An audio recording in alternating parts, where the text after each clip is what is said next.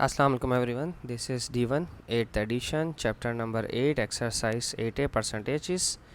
Chapter question number 16. Ken's monthly salary is $1850, or in a particular month he spent 20.5% of his salary on room rental, this much dollars on food, this much dollars on other expense.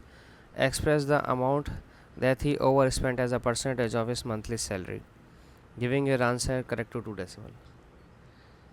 अच्छा,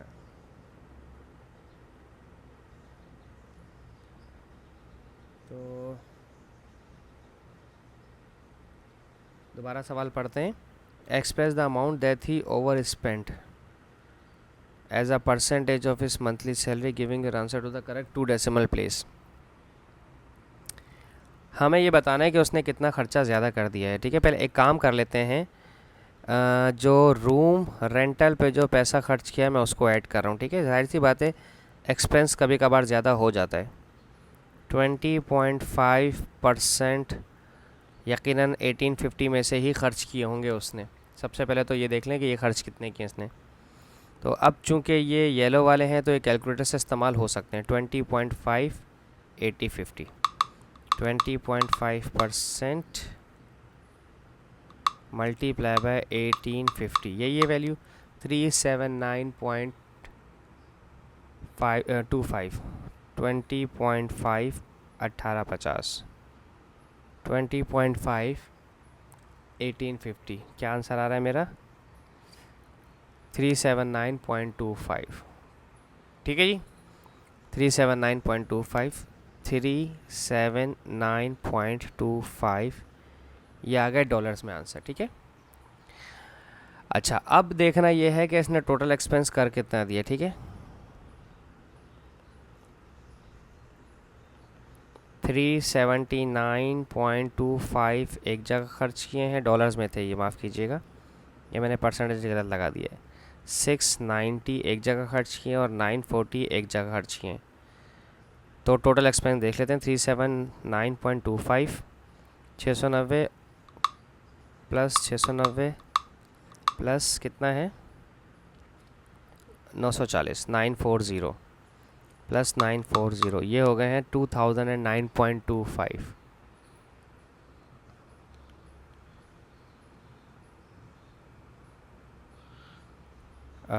2009.25 ये हो गए 2009.25. ठीक है, ये total expense हो गया. और उसकी खर्च आमदनी कितनी थी 1850, 1850. तो ओवर स्पेंड देखें कितना हुआ है.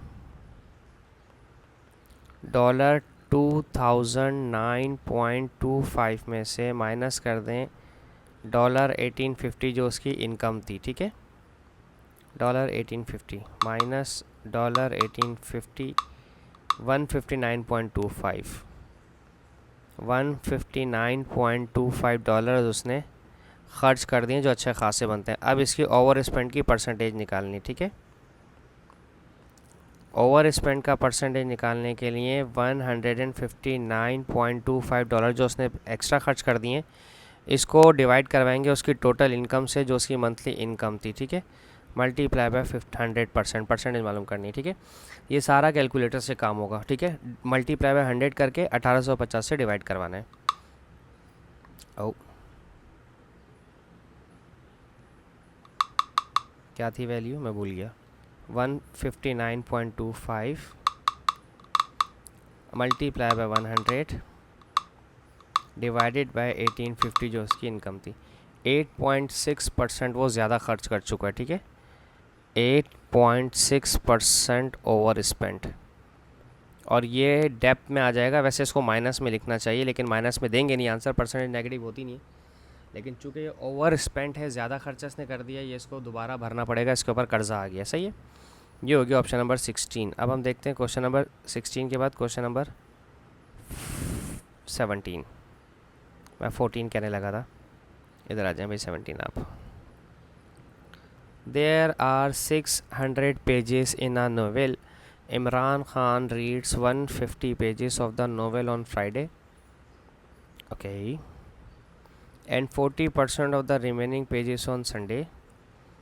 express the number of pages that remains to be read as a percentage of the total number of the pages in the novel. Okay, Imran Khan ने 600 पेजेस में से 150 पेजेस ऑलरेडी पढ़ लिए हैं ऑन फ्राइडे, ठीक है। तो जो रिमेनिंग रह गए हैं पेजेस वो रह गए हैं 600, 500, 450 पेजेस, ठीक है। 450 पेजेस रह गए हैं। अब इस 450 पेजेस में से संडे वाले दिन इमरान खान साहब 40% पेजेस पढ़ रहे हैं, ठीक है। परसेंटेज हटाया तो नीचे 100 आ जाएगा, 0 इससे कैंसिल, ये 0 इससे कैंसिल। तो टोटल पेजेस पढ़ लिए हैं 180 पेजेस ऑन संडे, ठीक है। तो रिमेनिंग कितने बच गए? 450 पेजेस में से 180 पेजेस पढ़ लिए गए। 0 - 0 8 और 2 और 5 7 और 3 में से 1 गया तो 270 पेजेस रिमेन हैं, बच गए हैं, ठीक है। तो अब क्या कहते हैं लास्ट में, express the numbers of pages that remains to be read as a percentage of the total number of the pages in the novel. 270 pages बचे हैं आउट ऑफ 600, ठीक है। टू बी रीड 270 पेजेस रह गए हैं out of कितने pages हैं total? 600 pages हैं, मल्टीप्लाई बाय 100%, ठीक है। ये 2 0 इन 2 0 से cancel, 270 divide by 6,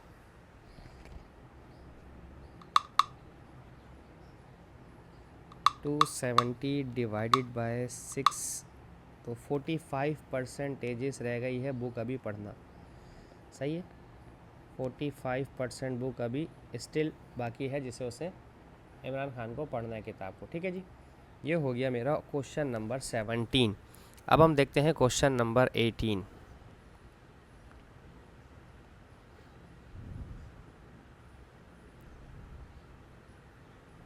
The maximum number of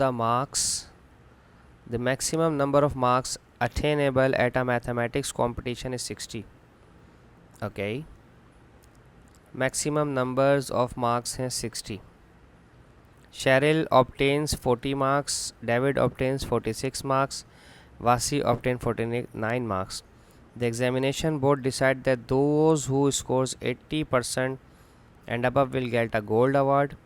Who scores 70% or less than 80, who scores 70% to less than 80% will get a silver, and those who score 60% to less than 70% will get a bronze award. Determine the type of award each student get. Okay, gold है हमारे पास greater than 80% वाले, ठीक है, ठीक है। और उसके बाद हमारे पास सिल्वर का मेडल है। सिल्वर की जो रेंज दी है 70% से लेकर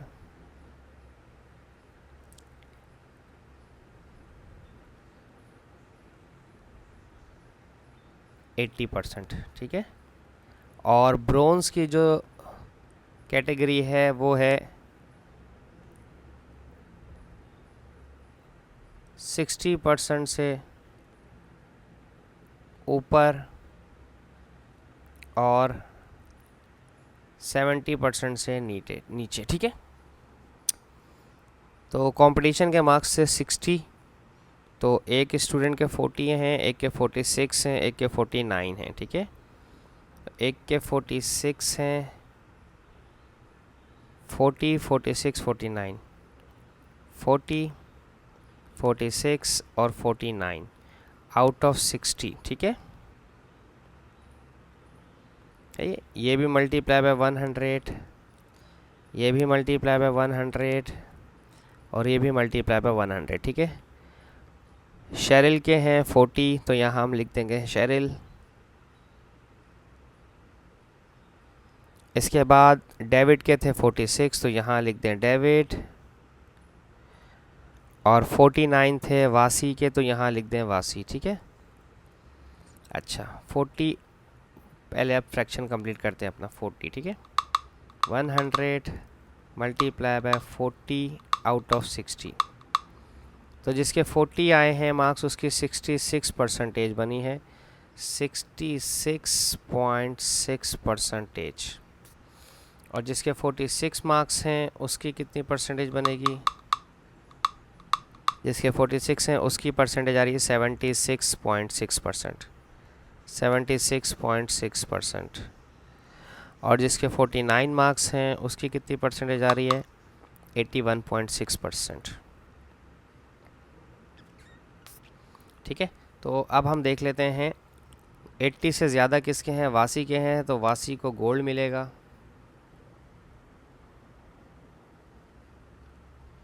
हाँ है, वासी को गोल्ड मिल रहा है और 70 वाले को सिल्वर मिलेगा जो कि डेविड साहब हैं, और 60 और 70 के बीच में शेरिल हैं तो इनको ब्रोंज अवार्ड मिलेगा। ठीक है जी, भाई यही 3 चीज़ें इन्होंने हमसे पूछी थी, तो बाकी क्वेश्चन हम इसके नेक्स्ट वीडियो में करेंगे। होप सो आपको समझाने में कामयाब रहा हूँ। Thank you so much for watching my channel. Allah हाफिज़।